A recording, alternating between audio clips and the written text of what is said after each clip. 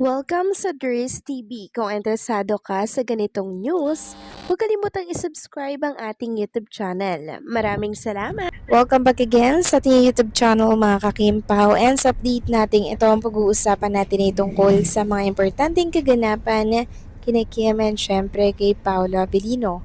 Pero bago po ang lahat, maraming salamat sa inyong patuloy na pag-support at pagsubaybay sa mga daily update natin. Kaya naman bilang pasasalamat, narito po ang ilang napili kong komento patungkol ito sa naging previous update.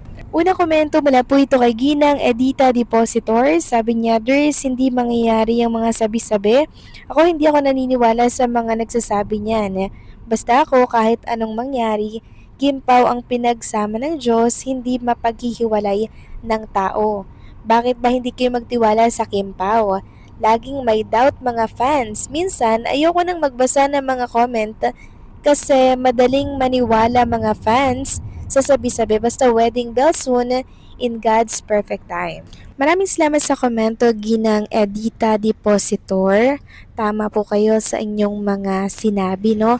Talagang malaki po ang tiwala ninyo kay Kim and syempre kay Paolo sa mga pinapakita po nila sa atin. Sabi nga nila, di ba, action speaks louder than words, kaya saan pa ba tayo magbabase? Sa mga pinapakita po ni Kim and Paolo Abilino. About naman sa mga funny po na ibang mga supporters ni Kim and Paolo na konting basa lamang ng mga negativity na issue, na mga paninira kay Kim and Paolo, maniniwala na sila po yung mga supporters na kung saan mababaw pa ang pagkakakilala kay Kim and Paolo. Pero yung mga katulad po ninyo, Ginang Edita, talaga namang malalim na po ang inyong tiwala at pagkakakilala kay Paolo, ganun din kay Chinita Princess. Kaya kahit anong paninira po ang sabihin ng mga bashers or mga gustong ibagsak si Kim and Paolo, tatawanan na lang natin yan kasi alam natin ang totoo. So maraming salamat sa komento, Ginang Edita Depositor. God bless po at mabuhay kayo. Next comment, wala naman po kay Ginang Norma Dayag. Sabi niya, Virgin Namok noong yon na gusto ni Jay na magpakasal na sila, napahiya pa nga si girl kasi sabi niya ay walang pera si Pau.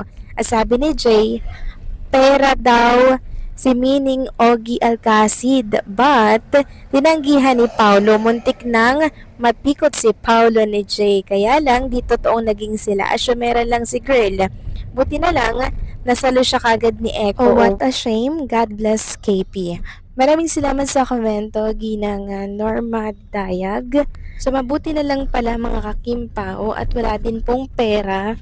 Plus, hindi pa po handa si Paolo Avellino na mag-settle down kasi kung si Paolo handa na po ng time na yun, kahit walang pera gagawa po yan ng way or ng paraan. Kaso nyo nga, ayaw din po ni Paolo mga kakimpaw. Tsaka ang pangit naman na babae po ang nag-aaya, hindi ba? Dapat lalaki po ang nagpupumilit at nagsusumamo na makasal sila, di po ba? Kaso nyo nga, sa case ni Jay at ni Paolo, si Jay po ang atat na atat kay Paulo. So mabuti na lang talaga at si Paulo po talagang umayaw dito kasi hindi pa nga naman siya handa. And also sobrang ganda po ng career ni Paolo Avellino kung bibitawan niya po yun agad nung time na magka-partner sila ni Jay. Di sana hindi sumikat ang Kim Pao or ang tambalang Kim Pao. Ibig lang sabihin nito na hindi po talaga nakatadhana si Jay at itong si Paolo Avellino. Dahil ang nakatadhana talaga dito, si Paulo at si Chinita Princess. So maraming salamat sa komento, Ginang Norma Daya, God bless po at mabuhay kayo. So ito na nga pag-usapan na natin mga balita po na nakalap natin. Sa gabing ito at unahin na nga nating pag-usapan ng tungkol dito sa isang picture ni Paolo Avellino kuha po sa France na kasama niya nga po itong si Nadine Lustre. So isa po ito sa nakita natin during taping po ito ng kanilang series. So napakahigpit po talaga ng team dahil ganito lang po talaga yung nakakalabas na picture. Pero yung sasabihin mag-update kung ano po yung pangyayari, talagang hindi po sila nag-update para syempre maprotektahan kung ano man po yung dapat protektahan sa series na yon. So sa picture na yun, nakita natin si Paulo na parang gitarista po siya, mga kakimpaw. Parang rockista siya dito yung atake niya or yung role niya dito sa series kasama po si Nadina Lustre. Well, tingnan na lang natin kung ano ba talaga yung storya ng naturang project. Samantalang next topic naman, pag-usapan natin ang tungkol dito sa isang brand na ini-endorso po ni Chinita Princess na viral nga po ngayon. Meron kasing ibang mga netizen na nirereklamo po ang Chowking dahil sobrang dulas daw ng floor nito, gawa daw po ng masyadong ma-oil. Sabi nga dito, netizens joke Chowking's greasy floors could solve fuel shortage.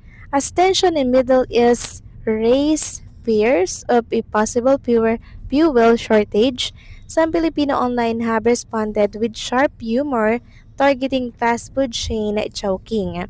Post circulating on X jokingly suggested that grease from Chowking floors could serve as an alternative fuel source. Signang Chowking ang solusyon sa kakulangan ng langis sa Pinas. Charing. Tapos, sabi pa po dito, the quips while tongue in check reflected both frustration over rising energy, risk, and criticism of the brand's cleanliness at certain outlet.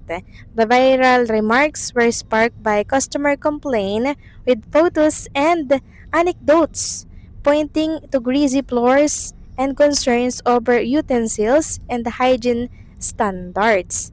Though made in jest, the comments reignited discussion about sanitation and fast food chain with users calling for stricter and keep and better service quality. So ito po ay isa panunulat ng bilyonaryo.com. So nirereklamo po ng ibang netizen yung Chowking, yung ibang branch na hindi daw po malinis. So hindi naman po talaga may iwasan kasi mga kakimpaw yung ganyang mga issue, lalo na pag ang dami pong mga customer, syempre hindi na po natin maasikaso yung mga kalat or yung duming yun, lalo na pag nagkakasabay-sabay po yung order, plus yung buhos po ng tao doon po sa dining area, kaya mahirap po talagang i-maintain yung cleanliness sa isang establishment, lalo na po sa mga fast food.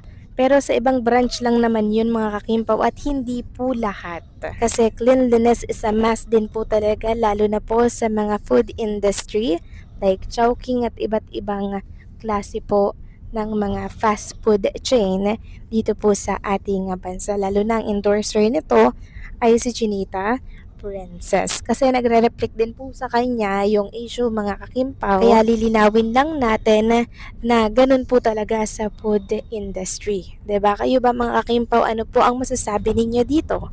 Please comment down below.